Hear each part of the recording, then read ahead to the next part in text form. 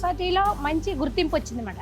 ఈ రోజు నా కాళ్ళ మీద నేను నిలబడ్డాను అంటే ఇదంతా సర్పవాళ్ళు. ప్రతి ఒక్క ఇంటికి ఒక పారిశ్రామికవేత్త ఉండాలి. One family one entrepreneur. అది సాధించే వరకు నేను మీకు అండగా ఉంటా.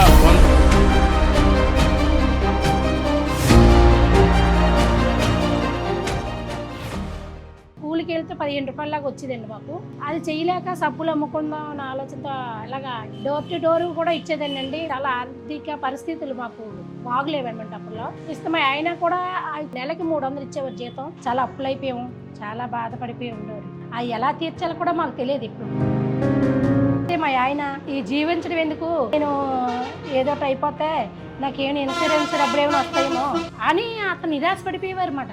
అని మా ఆయన నేను అలాగా ఏదో చెప్తుండదని భరోసా ఇచ్చేదాన్ని. అప్పులోళ్ళు అడుగుతూ ఉండేవారు, అలా సమాధానం చెప్పలేకపోయేదాన్ని. అప్పులోళ్ళు వచ్చి తిండి ఏం తింటున్నారా మీరు, ఎలా దిగుతుందరా మీకు తిండి అనేసి అంటే దుఃఖం వచ్చేసి ఆ తిండి కూడా పక్కన పెట్టేసేదని.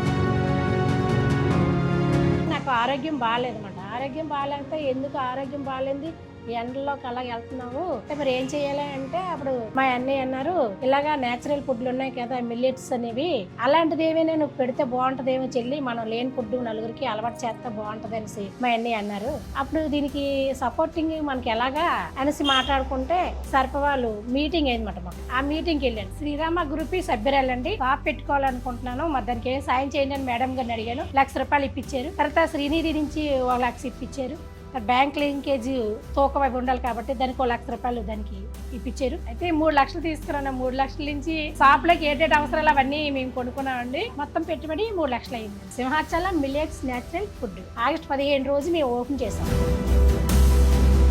మిల్లెట్స్ ఆర్క్ నుంచి తీసుకొస్తాం. నేచురల్ గా అక్కడ వనమూలికలతో కొండని వాటర్తో తయారవుతాయనే ఆలోచనతో మంచిగా ఫుడ్ ఉండాలని చెప్పేసి అక్కడి నుంచి తీసుకొస్తామండి. ఇవి కొర్రలు, వాదలు, తామలు, సజ్జలు, అరికెలు, అద్దెకొర్రలు, రాగులు, చిన్న గంటలు మా దగ్గర ఉంటాయండి. పప్పు దినుసులు, బొబ్బర్లు, మినువులు, పెసలు, ఉలవలు, తర్వాత రాజమాలు, ఆ తేనె, అరకు తేనె, అరకు కాఫీ, తర్వాత రాగులతో తయారైన బిస్కెట్స్ అరకు నుంచి మేము రైతుల కాడ తీసుకుంటామండి. ఇక్కడ తెచ్చి మేము ప్యాకింగ్ చేసుకుంటాం. రోజుకి 10-15 ప్యాకెట్లు చేస్తుంటాం. పప్పు దినుసులు వేరేగా, మిల్లెట్స్ వేరేగా పెట్టుకుంటామండి. నలుగురు మా వాళ్ళ డోక్రా గ్రూప్ సభ్యులే వాళ్ళు. నేను ఉపాధి పొందింది కాకుండా వాళ్ళకి కూడా ఉపాధి కల్పిస్తాను.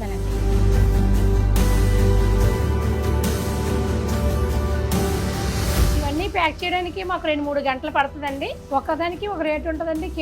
కేజీకి 70 నుంచి 150 వరకు ఉంటుంది. వస్తువు పెట్టి ఉంటుంది. ఇది కొత్తగా పెట్టాం కాబట్టి ఇక జనాలకు బాగా వెళ్ళాలంటే టైం పడుతుంది. అయితే మాకు మెయింటెనెన్స్ కి ఇలా షాప్ అద్దెకి కొద్దిగా మిగులుతూ ఉంది. మాకు భవిష్యత్తులో ఇది బాగా అవుతుందని అనుకుంటున్నాను నేను.